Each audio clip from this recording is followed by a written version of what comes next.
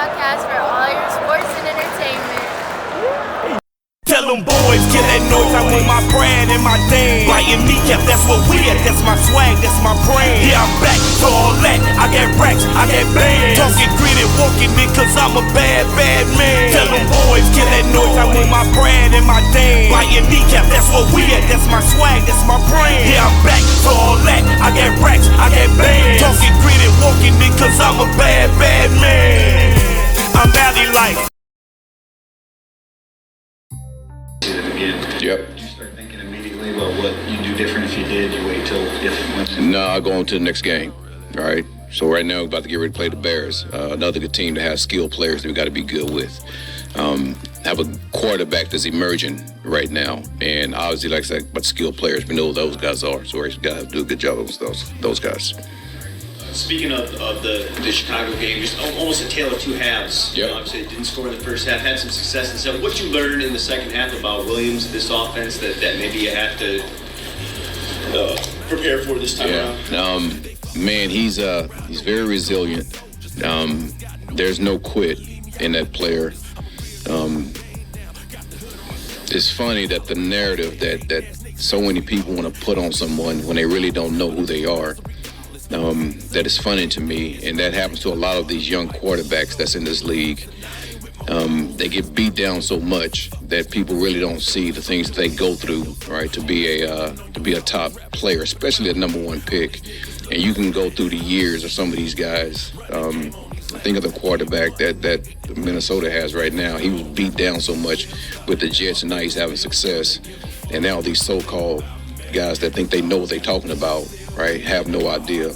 Now, when I see the same thing with this player, I'm not saying his career is going to end up the same way, but I think he's a damn good player. He has a lot of talent. He has talent around him. He just have to continue to learn and grow and understand that. So, in answer to your question, we have to make sure that we corral him. All right, we have to make sure our disguises have to be on point against this player, because if he see it, he's going to get the ball out. He's going to find out where he needs to go. So, again, emerging player.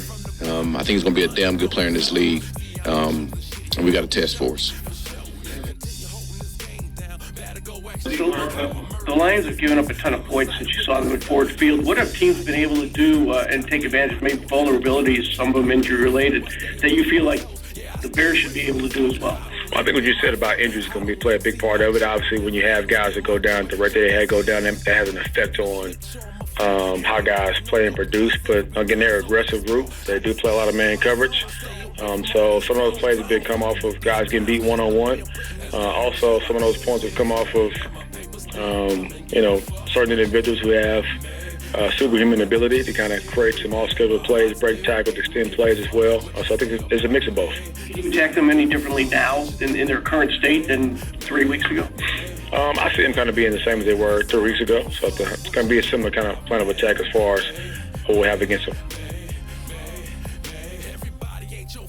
What's up, Lions fans? It's your boy Alleylife, and I'm back with another episode. Today, we're going to discuss this game coming up after this loss we just took to the Buffalo Bills. Yikes. We're going to discuss this game coming up against the Lions and the Bears. That was just a couple of comments from the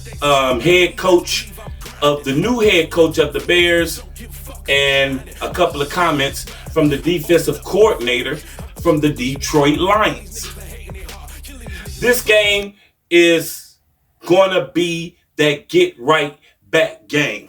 But before, like and subscribe to my channel. I really would appreciate it as we all ride this wave all the way to the Super Bowl together. Hey, I got some t-shirts coming in that I'm going to give out to some of my subscribers. And I would like to give a shout out to some of them right now. Hey, Jimmy Purnell, I appreciate your comments and I appreciate your likes and everything. And when I get these Lion t-shirts in, I'm going to have you call in. Because I realized I was giving out things from Fire Ass Munchies, and I just assumed that everybody liked edibles and that type of stuff. So that may not be true. So Jimmy Purnell, I appreciate you. Kenneth Harris, Kenneth Harris, I appreciate your comments. Shea Butter 18, I appreciate your comments, pretty lady. Steph loving my kids, always giving comments, always giving likes. I truly, truly, truly appreciate it. Now, let's get into this game with the Lions versus the Chicago Bears. The Chicago Bears is coming into this game. They've lost 8 straight games. They've lost 8 straight games. Well, as you know, we beat them on Thanksgiving Day. And on Thanksgiving Day, their coach, Eberflus, was fired for what everyone would call mismanagement of the clock at the end of that game. They played a good game in the second half of that game, came back and almost won. The Bears was being taken over by the new coach. Their new coach is Thomas Brown is the new coach. Thomas Brown was the offensive coordinator before Eberflus was fired. And then he stepped in, but he's also lost 2 games since he's been in there as the interim coach for the Chicago Bears. 2 weeks ago, the first game they had under Brown, they lost to the San Francisco 49ers, 38-13. Last week, they played the Minnesota Vikings. At the beginning, they were, kind of battling, and it was kind of back and forth, but they ended up losing 30-12. Injury reports. The injury reports, they only have 2 people. Dexter Green is a knee. Jervin Dexter, the defensive lineman, has a knee injury. And Johnson, the running back, has a concussion, but he also practiced. He did practice Thursday, so more than likely he will get back into. He will get back into the lineup. Lately, this offense has been very much struggling. They have simplified the offensive line. They simplified the defensive line to try to get Caleb to see things better. I think he's not going through his progressions because he's a rookie. And I don't think he was afforded the effort of having an offense that allowed him to go through his progressions. And I think that's something that he's probably struggling with. If the first read is not open, I think it's hard for him to get to that second read and make a real good play off of that, a real good throw off of that play. They've been handing the ball off to DJ Moore lately. They just trying to get the ball in DJ Moore's hands as much as possible. So they got some end rounds now they're playing, some screens, and they actually handed the ball off to him in the running back position last week, and he actually gained 24 yards. This game, well, on that tip, this game is got to be a get back game. They definitely want this game. This is what they call the trap game. I believe this is a trap game, if any game, because the Bears always play us hard. I don't care what their record is. The Bears, since it's a divisional rival, some reason, some way, they always come in and they play the Lions very, very hard. So this ain't a trap game because we absolutely should win this game. Remember, we haven't lost a game, back-to-back games, since October of 2022. So that's 2 years ago since we've lost back-to-back games, and I don't think we'll start this time.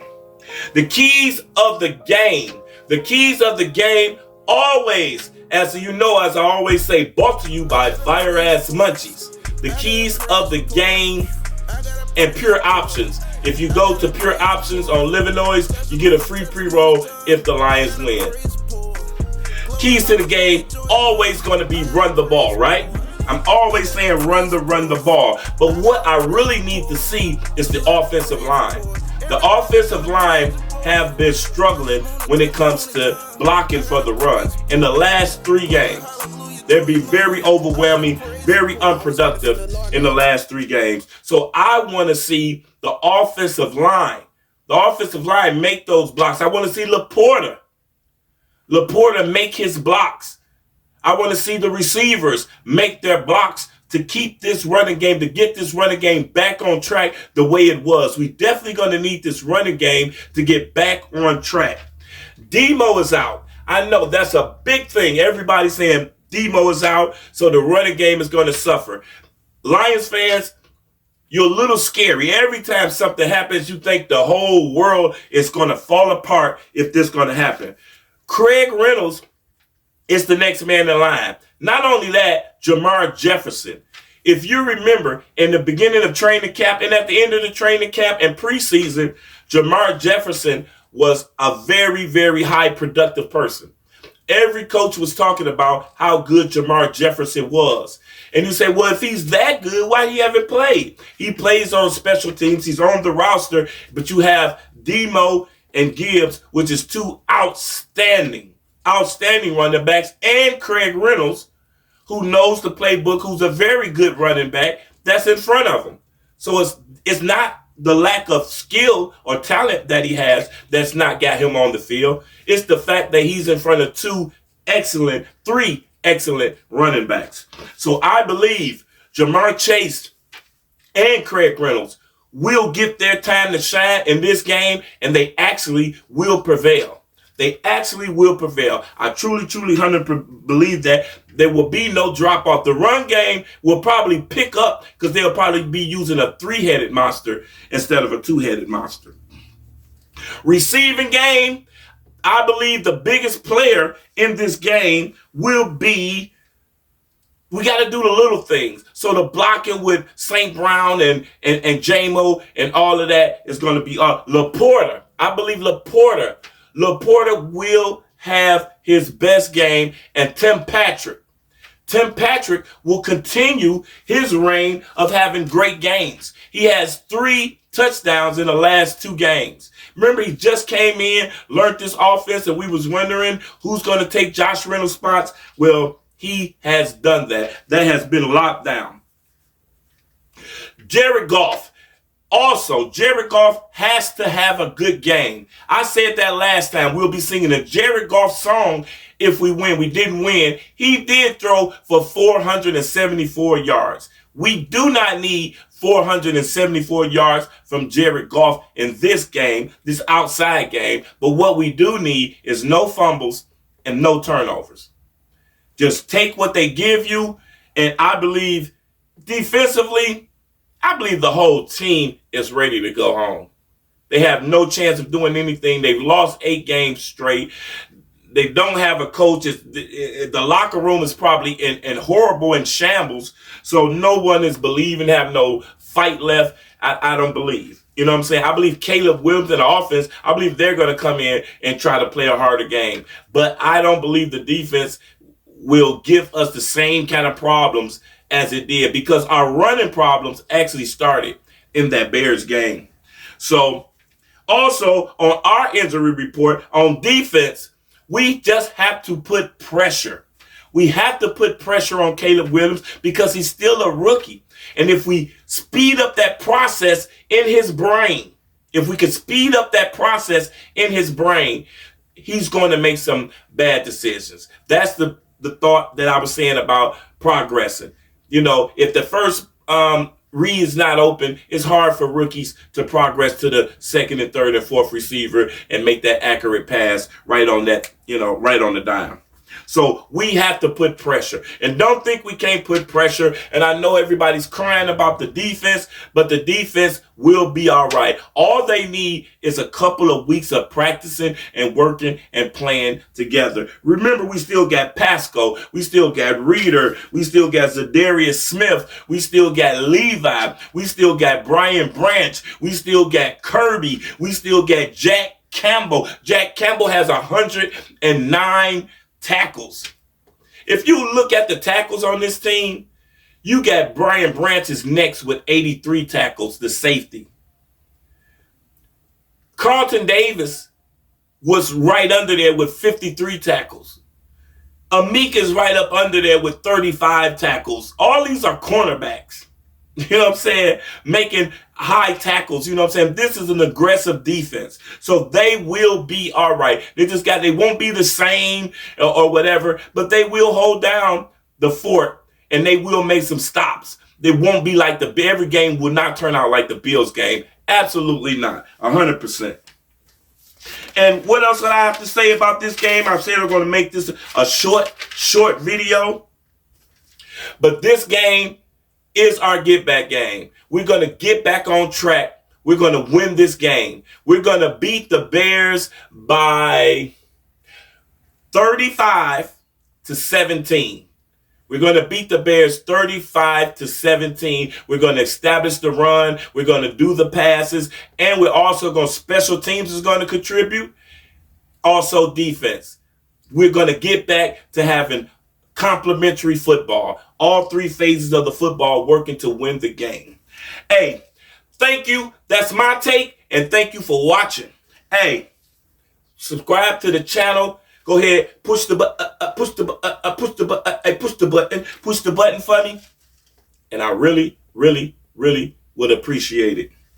Lions, Bears, 35-17. Hey, next video, I will be giving out some prizes to the subscribers. For real. I'll have the t-shirts in so then I can make that decision. Yeah, yeah. Hey. Ooh, ah, ooh, ah. Gang. Ooh, ah, ooh, ah. Gang. Tell them boys, get that noise. I want my brand and my dame. Biting kneecap, that's what we at. That's my swag, that's my brand. Yeah, I'm back to all that. I got racks, I got bands. Talking green and walking me cause I'm a bad, bad man. Tell them boys, get that noise. I want my brand and my dame. Biting kneecap, that's what we at. That's my swag, that's my brand. Yeah, I'm back to all that. I got racks, I got bands. Talking green and walking me cause I'm a bad, bad man. I'm Alleylife.